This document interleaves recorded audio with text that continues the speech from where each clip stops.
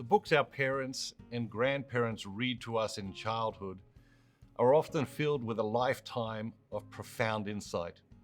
They contain beautiful, important truths, 10,000 years of collective wisdom. These messages bind to our subconscious and emerge throughout our lives when we need them most. When I was a child, my mother used to read to me The Velveteen Rabbit. This was the book that emerged from my subconscious during the times I've been discussing with you in this video series. These are the enduring messages that continue to captivate me. The skin horse had lived longer in the nursery than any of the others. He was so old that his brown coat was bald in patches and showed the seams underneath, and most of the hairs in his tail had been pulled out to string bead necklaces.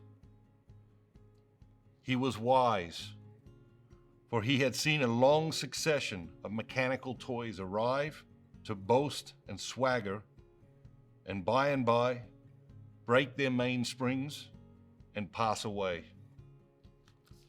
And he knew that they were only toys and would never turn into anything else. For nursery magic is very strange and wonderful, and only those playthings that are old and wise and experienced, like the skin horse, understand all about it. "What is real?" asked the rabbit one day, when they were lying side by side near the nursery fender before Nana came in to tidy the room. "Does real mean having things that buzz inside you and a stick-out handle? Real isn't how you are made," said the skin horse. "It's the thing that happens to you. When a child loves you for a long, long time, not just to play with, but really loves you, then you become real." "Does it hurt?" the rabbit asked.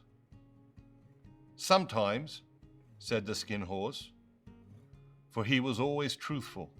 "When you are real, you don't mind being hurt." "Does it happen all at once, like being wound up?" the rabbit asked. "Or does it happen bit by bit?" "It doesn't happen all at once," said the skin horse. "You become. It takes a long time. That's why it doesn't happen often to people who break easily, or have sharp edges, or who have been carefully kept.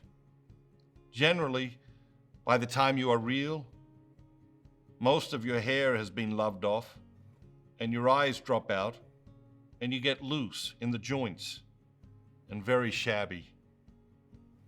But these things don't matter at all, because once you are real, you can't be ugly, except to people who don't understand."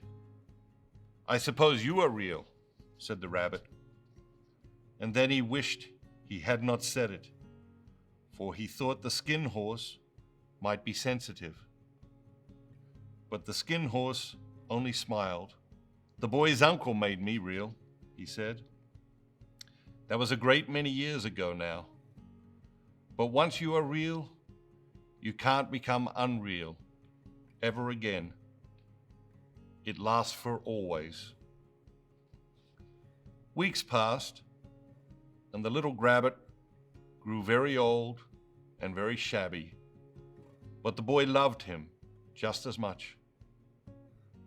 He loved him so hard that he loved all his whiskers off, and the pink lining to his ears turned gray, and his brown spots faded. He even began to lose his shape, and he scarcely looked like a rabbit anymore, except to the boy. To him, he was always beautiful, and that was all the little rabbit cared about. He didn't mind how he looked to other people, because the nursery magic had made him real. And when you are real, shabbiness doesn't matter.